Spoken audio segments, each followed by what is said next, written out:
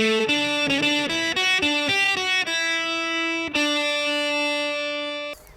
there, welcome to Swedish Odds and Ends, the show where we learn a little bit about everything.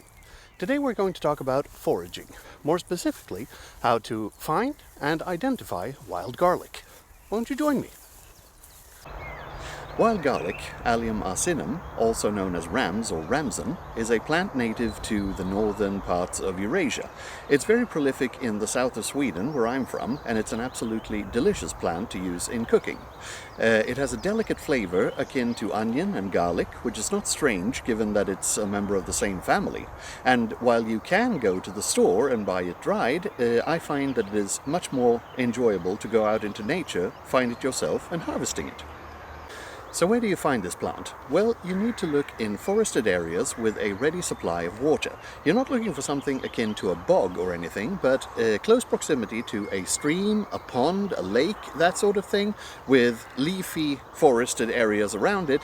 That is the perfect place for wild garlic to grow. I have been so fortunate as that in my native village we have this stream behind me running straight through the village green. Close to that is some leafy trees, and that has provided the perfect breeding ground for wild garlic. So I have it in close proximity to where my parents still live to this day, so I can go out there and pick. Otherwise, if you're out in the forest, your first contact will most likely be that you feel a waft of oniony smell come towards you. Not as strong as when chopping onions, mind you, but if you are standing by the onion bin in the local supermarket, or if you're standing in an onion field, that's the sort of smell you're looking for. That means that you are in close proximity to the wild garlic. So what are you looking for? Well, you're looking for large clusters of these types of leaves. That in itself is not particularly difficult, but there is a problem. It is very similar in looks to another plant called lily of the valley, and lily of the valley is unfortunately poisonous, so you need to be able to tell the different plants apart. Once the plants have reached their blooming stage, that's not particularly difficult, because wild garlic has a cluster of star-shaped flowers, like this, whereas the lily of the valley has an array of downward-facing bell-shaped flowers, like this. So that's fairly easy. Now, the problem is before the plants have reached their blooming stage, which is usually when you'll be wanting to be out and pick them. Then you have to look at how the different plants grow. The wild garlic is singular leaves separated from the flower stem.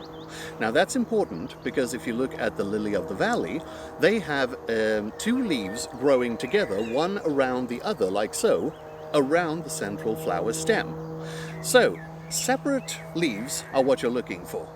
Also, there is another thing that you can try, a little neat trick. If you take the leaf like this and you rub it or you tear it and you smell it, you should be getting the smell of onion and garlic from it. Then you know you have the right plant. Now, this is the tail end of the season, so the plants are well and truly into bloom, and this is not representative of what you're going to see most of the time. However, here you can see the cluster of star-shaped flowers that I was talking about, which makes it so very easy to identify. And here are the constellations of the leaf that I was talking about. You see how every leaf grows separate from one another. No leaf wraps around any other. Every leaf is connected to one single stalk that goes all the way down to the ground. That's what you need to be able to identify that what you're looking at is in fact wild garlic. So, how to harvest the plant? Well, there are certain people who say that you can harvest it roots and all, and while that is technically true since the root is edible, I wouldn't recommend it. You see, the wild garlic is a perennial plant, so if you'll settle for harvesting the leaves, then the plant is going to regrow the next season and will be there for years and years for you and for others to enjoy. So please do that. So what you do is you locate a tasty leaf like this one here, and you take right here beneath the leaf, you snap it off, and you just take it. That's how you harvest the leaves. There's nothing more to it. Couldn't be simpler.